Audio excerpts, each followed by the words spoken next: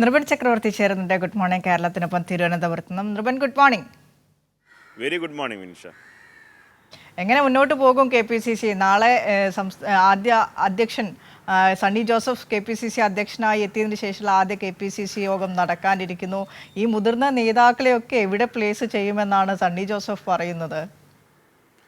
ഇക്കാര്യത്തിൽ ആശയക്കുഴപ്പമുണ്ട് വിനിഷ. കാര്യം ഒരു പ്രധാനപ്പെട്ട കാര്യം നമ്മുടെ വാർത്തയിൽ തന്നെ സൂചിപ്പിച്ചതുപോലെ മുൻപ് KPCC അധ്യക്ഷന്മാരായി രമേശ് ചെന്നിത്തലയും ഒപ്പം തന്നെ മുല്ലപ്പള്ളി രാമചന്ദ്രനും VS സുധീരനൊക്കെ വന്ന ഘട്ടങ്ങളിലെല്ലാം അവർ ചുമതല ഏറ്റെടുത്ത ഉടൻ അത് KPCCയുടെ പുതിയ ഭാരവാഹികളെ കൂടി നിശ്ചയിച്ചു. അതായത് KPCC ജനറൽ സെക്രട്ടറിമാരും വരുന്ന പുതിയ മുഴുവൻ ഭാരവാഹികളെയും പുനർനിർണയിച്ച ശേഷമാണ് പുതിയ കമ്മിറ്റി KPCC ചുമതല ഏറ്റെടുത്ത് പ്രവർത്തനം മുന്നോട്ട് കൊണ്ടുപോയത്. പക്ഷേ ഇപ്പോഴുള്ള പ്രശ്നം കെ സുധാകരനെ മാറ്റണമെന്ന വലിയ തരത്തിൽ മുറവിളി കൂട്ടിയ നേതാക്കൾ തന്നെ രണ്ടാം ഘട്ടത്തിൽ KPCC വർക്കിംഗ് പ്രസിഡന്റുമാരും ഒപ്പം തന്നെ KPCC അധ്യക്ഷനെയും ഇപ്പോൾ നിയമിച്ചു, ചുമതല ഏറ്റെടുത്തും കഴിഞ്ഞു. പക്ഷേ ബാക്കിയുള്ള നേതാക്കളിൽ ആരെ ഒഴിവാക്കി പുതിയ നേതാക്കളെ കൊണ്ടുവരും എന്ന തരത്തിലുള്ള ആശയക്കുഴപ്പം ഒരു ഭാഗത്ത് നടക്കുന്നുണ്ട്. മറ്റൊരു ഭാഗത്ത് സമ്പൂർണ്ണ പുനഃസംഘടന തന്നെ വേണം. അതാണല്ലോ സാധാരണ KPCCയുടെ കീഴ്വഴക്കം. പുതിയ KPCCയുടെ ഭാരവാഹികൾ വരുമ്പോൾ സമ്പൂർണ്ണമായി പുതിയ ഭാരവാഹികൾ വരണം. ഒരു നിര നേതാക്കൾ ഇപ്പോൾ പുറത്തുണ്ട്. മുൻപ് DCC അധ്യക്ഷന്മാരുടെ ചുമതല ഒഴിഞ്ഞ ഈ സുധീരൻ്റെ കാലഘട്ടം മുതൽ രമേശ് ചെന്നിത്തല കാലഘട്ടം മുതൽ DCC അധ്യക്ഷ പദവിയും അന്ന് ഭാരവാഹികളുമായി ഒഴിഞ്ഞ നേതാക്കൾ 5-6 വർഷമായി പുറത്ത് അങ്ങനെ നിൽക്കുകയാണ്. വേറെ പദവികളൊന്നും അവർക്ക് കിട്ടിയില്ല. ചില നേതാക്കൾ ജനപ്രതിനിധികളൊക്കെ ആയി മാറി. പക്ഷേ ബാക്കിയുള്ള നേതാക്കൾ ഇപ്പോഴും മറ്റ് ചുമതലകളില്ലാതെ നിൽക്കുന്നു. അത് DCCയുടെ സ്ഥിതി അങ്ങനെയാണ്. DCC അധ്യക്ഷ പദവിയിൽ 2-3 DCC അധ്യക്ഷന്മാർ മാറി. പക്ഷേ അന്നൊക്കെ പദവിയിൽ നിന്ന് ഒഴിഞ്ഞു പോയ നേതാക്കളൊക്കെ തന്നെ ഇപ്പോൾ പുറത്ത് നിൽക്കുന്ന ഒരവസ്ഥയുണ്ട്. തിരുവനന്തപുരത്ത് തന്നെ മോഹൻകുമാർ, VS ശിവകുമാർ, അതിന് മുമ്പേ ഉള്ള നെയ്യാറ്റിൻകര സനൽ, അങ്ങനെ ഒരു വിഭാഗം നേതാക്കളുണ്ട്. അതിങ്ങനെ എല്ലാ ജില്ലകളിലും ഉണ്ട്.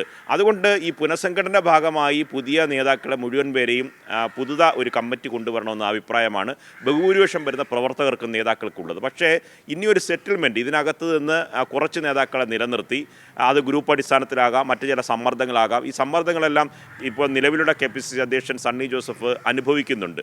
ഇത്തരത്തിൽ ഒരു പുനഃസംഘടനയിലേക്ക് കാര്യങ്ങൾ പോയാൽ മതി, ഒരു സെറ്റിൽമെൻറ്റ് ഇതിനകത്ത് ഉണ്ടാക്കി കൊണ്ടുപോകുക എന്നതാണ് ഇപ്പോഴുള്ളതൊരു ആലോചന. അപ്പോൾ അതിൻ്റെ ഭാഗമായിട്ടാണ് ആദ്യ KPCC യോഗം നാളെ ചേരുന്നത്. അപ്പോൾ നിലവിലുള്ള പുതിയ ഭാരവാഹികൾ പഴയ ഭാരവാഹികൾക്കൊപ്പമുള്ള അതേ കമ്മിറ്റിയുമായി ചേർന്ന് ആദ്യത്തെ KPCC നേതൃയോഗം ചേരുന്നു. അതുതന്നെ നല്ല സന്ദേശമല്ല. ഈ കമ്മിറ്റിനെ തുടരാനുള്ള സാധ്യതയുണ്ട് എന്ന തരത്തിലുള്ള സന്ദേശമാണ് പുറത്തു വന്നത്. അതുകൊണ്ട് തന്നെ പല നേതാക്കളും ഇക്കാര്യത്തിലുള്ള അതൃപ്തി അറിയിച്ചിട്ടുണ്ട്. മറ്റൊരു പ്രധാനപ്പെട്ട കാര്യമെന്ന് പറഞ്ഞാൽ ഈ KPCC വർക്കിംഗ് പ്രസിഡന്റുമാരായി ഇപ്പോൾ 3 പേരാണ് വന്നത്. ഒന്ന് AP അനിൽകുമാറും, മറ്റൊന്ന് ഷാഫി പറമ്പിലും, മറ്റൊന്ന് വിഷ്ണുനാഥുമാണ്. ഈ വിഷ്ണുനാഥും ഷാഫി പറമ്പിലും എന്ന് പറഞ്ഞാൽ താരതമ്യേന ജൂനിയറായ നേതാക്കളാണ്.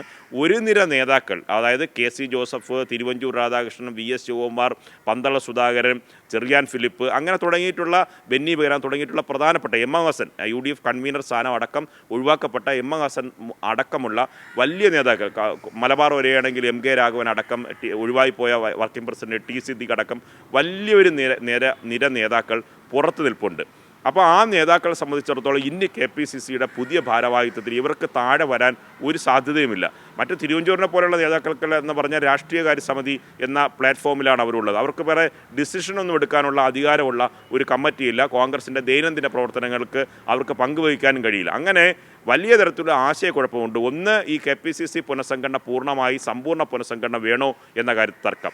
അങ്ങനെ സമ്പൂർണ്ണ പുനഃസംഘടന ഉണ്ടായാൽ ഈ മുതിർന്ന നേതാക്കളെ ഇവിടെ കൊണ്ടുവയ്ക്കും എന്ന ചോദ്യം. ഒപ്പം തന്നെ വനിതകളെ പൂർണ്ണമായി വർക്കിംഗ് പ്രസിഡന്റ് പദവിയിലേക്ക് ഷാനിമോൾ ഉസ്മാൻ വരും എന്ന തരത്തിലുള്ള പരിഗണന പ്രതീക്ഷിച്ച് കാത്തിരുന്നൊരു നേതാവാണ്. അവർ പൂർണ്ണമായി തഴയപ്പെട്ടിട്ടുണ്ട്. ഇങ്ങനെ പല നേതാക്കളുടെ അവസ്ഥ ഇത് തന്നെയാണ്. അതുകൊണ്ട് ഈ പുനഃസംഘടന എന്ന് പറയുന്നത് ഒരു കീറാമുട്ടിയാണ്. അപ്പോൾ മുതിർന്ന നേതാക്കളായാലും ശശി തരൂർ, രമേശ് ചെന്നിത്തല, മുൻ KPCC അധ്യക്ഷനായിട്ടുള്ള മുല്ലപ്പള്ളി രാമചന്ദ്രൻ, VS സുധീരൻ അടക്കമുള്ള നേതാക്കൾ, K മുരളീധരൻ അടക്കമുള്ള നേതാക്കൾ നേരത്തെ ഉന്നയിച്ചത് ഈ തദ്ദേശ തെരഞ്ഞെടുപ്പിന് മുൻപ് ഒരു പുനഃസംഘടന നടത്തിയാൽ മൊത്തത്തിലൊരു അഴിച്ചുപടി വേണ്ടി വരും. അപ്പോൾ ഒരു പൊട്ടിത്തെറിയിലേക്ക് കാര്യങ്ങൾ പോകും. അപ്പോഴേക്കും തെരഞ്ഞെടുപ്പിൻ്റെ ഒരുക്കങ്ങൾ നടത്താൻ കഴിയാത്ത അവസ്ഥയിലേക്ക് കോൺഗ്രസ് വലിയ പൊട്ടിത്തെറിയിലേക്ക് പോകാനുള്ള സംഘർഷഭരിതമായ അന്തരീക്ഷത്തിൽ പോകാനുള്ള സാധ്യതയുണ്ട്. അതുകൊണ്ട് ഇപ്പോൾ KPCC അധ്യക്ഷൻ K സുധാകരനെ മാറ്റേണ്ട ആവശ്യമില്ല എന്നതായിരുന്നു മുതിർന്ന നേതാക്കൾ പറഞ്ഞത്. പക്ഷേ അത് പൂർണ്ണമായി തള്ളിക്കളഞ്ഞുകൊണ്ടാണ് AICC ഇങ്ങനൊരു തീരുമാനം സണ്ണി ജോസഫിനെ പദവിയിലേക്ക് വെച്ചത്. ഇപ്പോഴുള്ള കീറാമുട്ടി എന്ന് പറഞ്ഞാൽ മുതിർന്ന നേതാക്കൾ പറഞ്ഞത് ഏറെക്കുറെ നടക്കാനുള്ള സാധ്യതയുണ്ട്. ഒന്നുകിൽ ഇതിനകത്ത് ഒരു സെറ്റിൽമെൻറ്റ് ഉണ്ടാക്കണം, അല്ല എങ്കിൽ സമ്പൂർണ്ണ പുനഃസംഘടന എന്ന നടപടിയിലേക്ക് പോവുകയാണെങ്കിൽ ഉണ്ടാകുന്ന പ്രത്യാഘാതം, ഒരു പൊട്ടിത്തെറി എങ്ങനെ പുതിയ KPCC ഭാരവാഹികൾ അഭിമുഖീകരിക്കുമെന്നതാണ്. കഴിഞ്ഞ ദിവസം KPCC ആസ്ഥാനത്ത് സണ്ണി ജോസഫിൻ്റെയും പുതിയ വർക്കിംഗ് പ്രസിഡന്റുമാരുടെ ആദ്യ വാർത്താ സമ്മേളനം ഉണ്ടായിരുന്നു. അതിൽ മാധ്യമപ്രവർത്തകർ ചോദിച്ചു, എങ്ങനെയാണ് ഈ പുനഃസംഘടന സംബന്ധിച്ച് സമ്പൂർണ്ണ പുനഃസംഘടന ആണോ എന്ന ചോദ്യത്തിന് അദ്ദേഹം തന്നെ മറുപടി നൽകിയത്, മുഖ്യമന്ത്രി മാറുമ്പോൾ സമ്പൂർണ്ണമായി ക്യാബിനറ്റ് മാറുന്നത് പോലെ KPCC പദവി അങ്ങനെയല്ല, എല്ലാ തരത്തിലുള്ള കഴിവുള്ളവരെയും പരിഗണിക്കും, എല്ലാവരെയും ഉൾപ്പെടുത്തുന്ന ഒരു KPCCയുടെ കോൺഗ്രസ് ടീമായിരിക്കും വരിക എന്നാണ് അദ്ദേഹം മറുപടി നൽകിയത്. അതിൽ തന്നെ കാര്യങ്ങൾ വരികൾക്കിടയിലൂടെ വായിച്ചാൽ മനസ്സിലാവുന്ന കാര്യമാണ്. സമ്പൂർണ്ണ പുനഃസംഘടന എന്നത് ഇപ്പോൾ വലിയ കീറാമുട്ടയായി തുടരുകയാണ്. ഒപ്പം തന്നെ മുതിർന്ന നേതാക്കളുടെ പ്രതിഷേധവും ഗ്രൂപ്പുകളുടെ വീതം വയ്പും ഒക്കെ തന്നെ ഈ അതൃപ്തി എങ്ങനെ പരിഹരിച്ചുകൊണ്ട് സണ്ണി ജോസഫിനെ പോലൊരു നേതാവിന് മുൻപോട്ട് പോകാൻ കഴിയും എന്നത് ഒരു ചോദ്യം. ഒപ്പം തന്നെ സണ്ണി ജോസഫിന് പിന്നിൽ വലിയ തരത്തിലുള്ള സമ്മർദ്ദം അദ്ദേഹം അതിജീവിക്കുന്നുണ്ട്. ആ സമ്മർദ്ദം അദ്ദേഹം അനുഭവിക്കുന്നുണ്ട്. ആ സമ്മർദ്ദം അദ്ദേഹത്തിന് അതിജീവിക്കാൻ കഴിയുമോ എന്നതും ഇനി കാത്തിരുന്ന് കാണേണ്ട കാര്യമാണ്. വിനിഷ. ശരി, നമുക്ക് കാത്തിരിക്കാൻ. നിർവൻ ചക്രവർത്തിയാണ്. ഏത് രീതിയിലാണ് ഇനി കോൺഗ്രസ് മുന്നോട്ട് പോകാനിരിക്കുന്നത്? കോൺഗ്രസ് മുന്നോട്ട് പോകുമ്പോൾ ഈ പുനഃസംഘടനയുമായി ബന്ധപ്പെട്ട് അവർ അനുഭവിക്കാൻ പോകുന്ന കിറാമുട്ടികളെക്കുറിച്ച് സമഗ്രമായി തന്നെ നമുക്ക് പറഞ്ഞു തരികയായിരുന്നു നിർവൻ ചക്രവർത്തി.